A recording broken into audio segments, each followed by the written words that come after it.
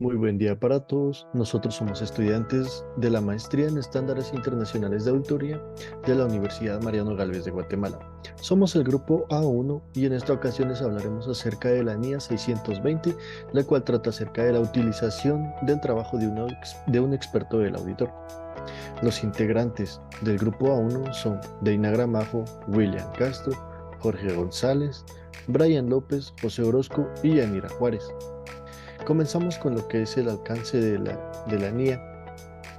La NIA se enfoca básicamente en las responsabilidades del auditor cuando se necesita utilizar el trabajo de una persona u organizaciones especializadas en campos que son distintos a la contabilidad o auditoría para obtener la evidencia de auditoría necesaria. El objetivo de esto es básicamente asegurar que la auditoría se realice de manera adecuada y completa, a pesar de la participación de expertos en áreas especializadas. Hay que tener en cuenta también que esta NIA no trata de situaciones en las que se incluye un miembro o consulta a una persona u organización especializada en un área específica de contabilidad o de auditoría.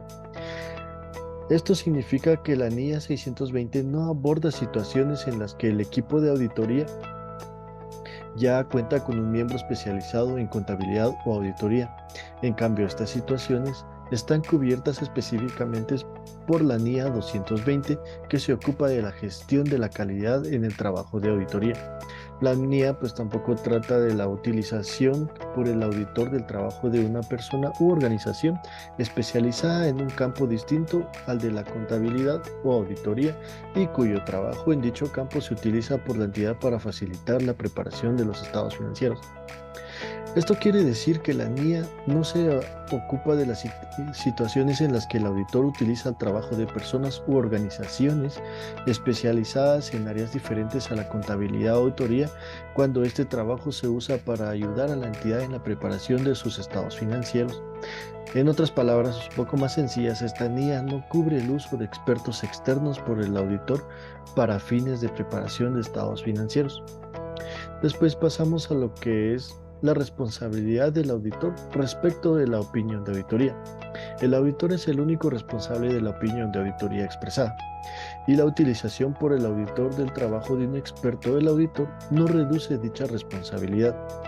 Esto quiere decir básicamente que dentro de este apartado establece que el auditor tiene la responsabilidad principal de la opinión de auditoría, incluso cuando utiliza el trabajo de un experto del auditor. Hay que tener en cuenta también que si el auditor sigue los procedimientos adecuados y éste está satisfecho con el resultado de la calidad del trabajo del experto, puede utilizarlo como evidencia en su proceso de auditoría. Esto destaca la importancia de la responsabilidad y el juicio del auditor en el proceso de auditoría. Objetivos.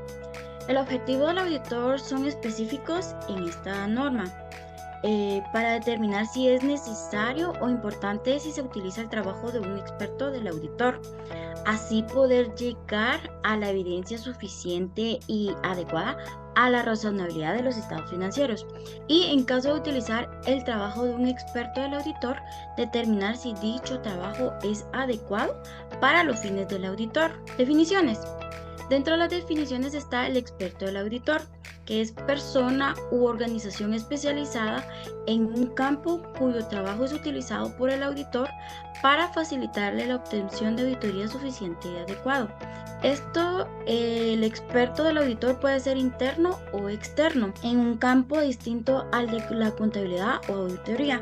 Por ejemplo, puede ser la valoración de instrumentos financieros complejos, terrenos, edificios, el cálculo actuarial de pasivos, la estimación de reservas de petróleo y gas, la interpretación de contratos y las disposiciones legales y reglamentarias.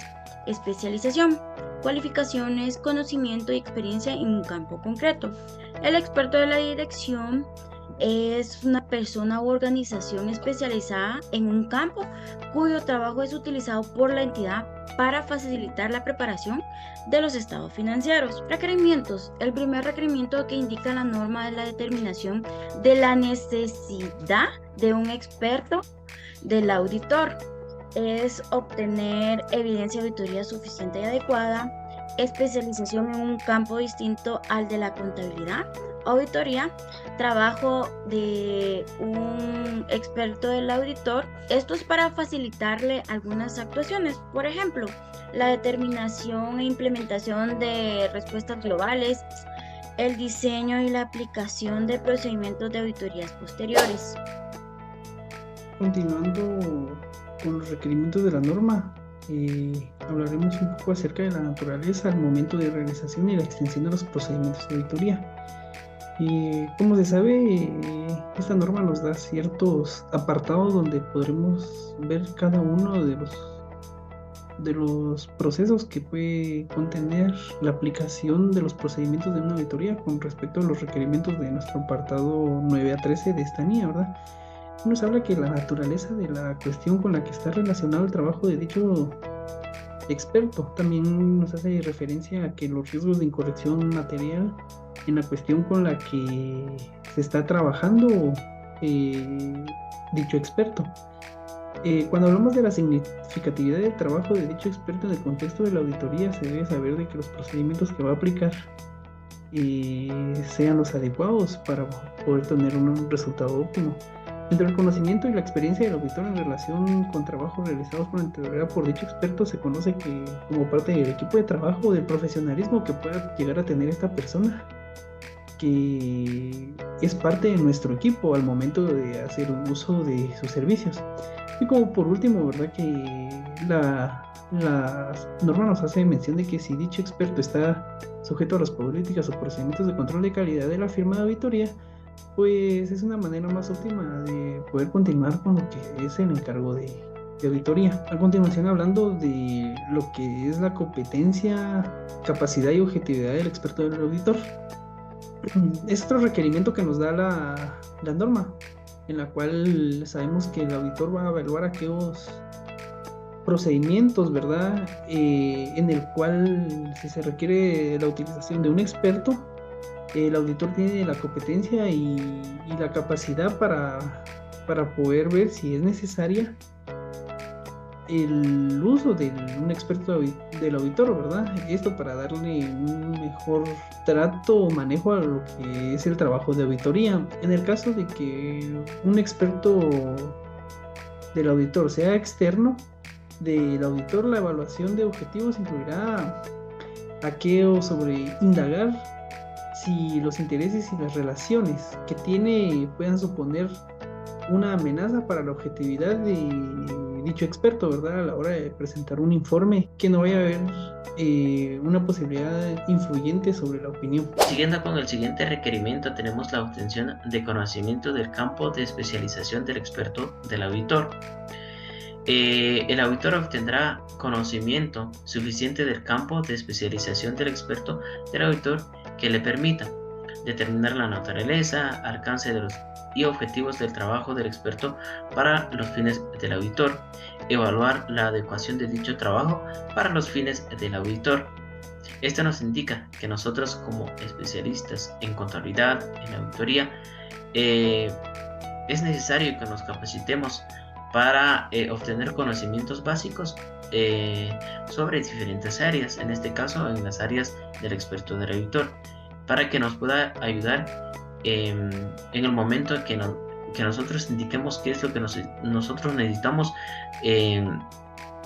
con el experto del auditor, para que nos pueda apoyar en el procedimiento de la auditoría que nosotros estamos realizando, en la auditoría de evidencias. En este caso, también cuando él presenta el informe, nosotros vamos a evaluar si el informe que él nos está presentando es adecuado, si es suficiente y ha obtenido la evidencia suficiente, ya que en base de esa evidencia nosotros vamos a dar una opinión. El siguiente requerimiento es el acuerdo con el experto del auditor. El auditor acordará con el experto del auditor por escrito cuando resulte adecuadamente lo siguiente: naturaleza y alcance y los objetivos del trabajo del experto. Es si ha podido usar su especialidad en el trabajo que nosotros requerimos. También tenemos las funciones y responsabilidades respectivas del auditor y el experto. vamos a determinar cuáles son las funciones que el experto del auditor va a obtener y cuáles son nuestras funciones como nosotros auditores, para que así conjuntamente obtener evidencias suficientes y así proporcionar una opinión favorable o dar una opinión sobre la auditoría que nosotros estamos realizando. También la naturaleza en el momento de la realización y extensión, la comunicación entre el auditor y el experto. ¿Cuál es la comunicación que es necesario, que se tiene que dar? ¿De qué forma nosotros queremos que nos presente el informe? ¿En cuánto tiempo o qué fecha nos tiene que presentar el informe? Entonces, también tenemos la necesidad de que el experto cumpla los requerimientos de confidencialidad. Es necesario que el experto del auditor cumple con esa confidencialidad, ya que nosotros como auditores externos llegamos en un acuerdo con la entidad que nosotros vamos a tener confidencialidad, vamos a cumplir con la ética profesional, entonces es necesario. Y finalizando eso, en donde se plasma todos esos papeles en un papel como que si fuera una carta de encargo. Evaluación de la adecuación del trabajo del experto del auditor. Esto ya es más que todo el final del trabajo de un experto que fue contratado por un auditor. El experto esté más que todo especializado conforme a alguna área o departamento. Relevancia y razonabilidad. Aquí nos trata sobre las indagaciones ante el experto del auditor, la revisión de los papeles de trabajo, informes y procedimientos corporativos. Observación del trabajo. Podemos mencionar lo que es el examen de datos públicos, informes estadísticos, aplicación de procedimientos tanto analíticos tallados, asimismo como hallazgos y conclusiones. Hipótesis y métodos significativos. El experto del auditor debe de revisar adecuadamente cada uno de estos temas, es decir, las hipótesis y métodos, asimismo evaluarlos. El experto del auditor debe de analizar cada uno de los métodos e hipótesis que la dirección utiliza para realizar sus estimaciones contables. Asimismo, también tenemos lo que es integridad y exactitud. Eso es cuando se usan datos de fuente significativo. Utilizan procedimientos como verificar el origen de los datos incluidos, más que todo revisar los datos a efectos de... Asimismo, también lo que es referencia al experto de auditor en el informe de auditoría. Las disposiciones legales y reglamentarias es cuando se hace referencia al trabajo del experto del auditor, como por ejemplo efectos de transparencia en el sector público. Asimismo, tenemos también comprender la opinión emitida. ¿Qué nos quiere decir esto? Que el auditor experto puede referirse por un informe sobre la modificación de una opinión modificada, donde más que todo explica la naturaleza de cuál causó una opinión modificada. Antes de que hacer referencia, el auditor deberá de obtener el consentimiento del experto del auditor. Voy a darles a conocer un caso práctico de la NIA 620. Nos basamos en un requerimiento, el cual es la evaluación de competencia, capacidad y objetividad del experto del auditor. El caso nos dice lo siguiente: una entidad inmobiliaria ha adquirido un inmueble para su arrendamiento posterior. El activo adquirido tiene un uso muy particular y poco frecuente en el mercado y representa un importe significativo del estado de posición financiera de la entidad. Entonces, por lo tanto, la entidad opta por su medición posterior de acuerdo con el modelo del valor razonable, para la cual realiza una estimación de su valor de mercado de acuerdo con su conocimiento experto del sector. Entonces, el auditor considera que es necesario la aportación de un informe de evaluación por parte de un experto para aportar evidencia acerca de la correcta medición del activo. Una vez comentado con la gerencia, esta decide encargar la evaluación de la entidad valuadora con la que trabaja habitualmente la empresa con mayor experiencia en evaluación de inmuebles dentro del país.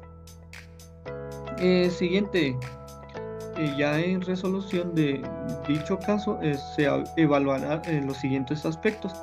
El número 1, la competencia. El experto debe de disponer con la experiencia y conocimientos necesarios para la evaluación de inmuebles.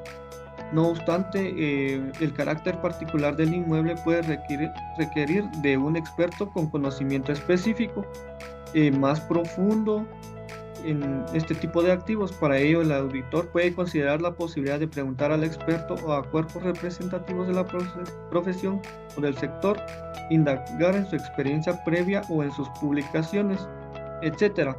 Basándonos en lo que requiere la NIA 620 en el apartado A15, también evaluaremos la capacidad.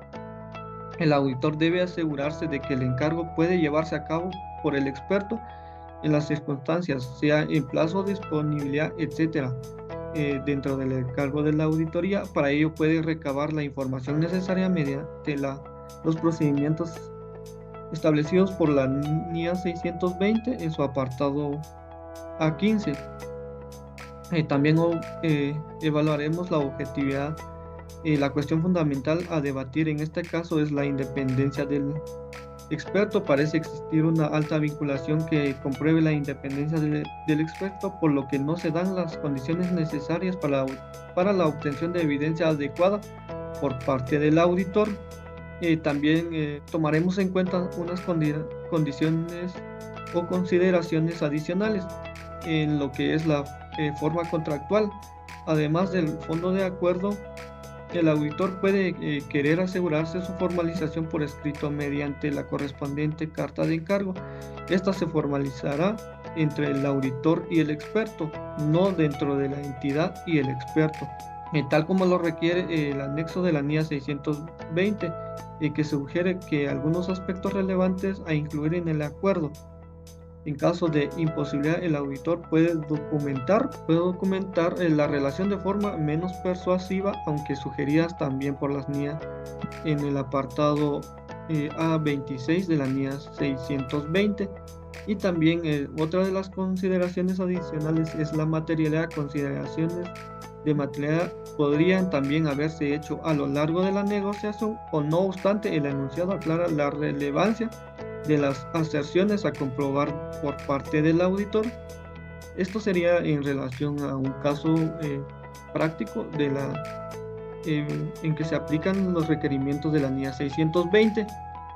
Luego tenemos una infografía de dicha norma en cual destacamos el alcance, el cual trata de las responsabilidades que tiene el auditor respecto al trabajo de una persona u organización en un campo de especificación distinta al de la contabilidad o auditoría, y también lo que es el objetivo, los cuales son los objetivos del auditor. Es determinar si se utiliza el trabajo de un experto del auditor, y en caso de la utilización del trabajo de un experto del auditor, determinar si dicho trabajo es adecuado para los fines del auditor y cada uno de los requerimientos de esta norma. Y hasta aquí nuestra presentación, y gracias por su atención.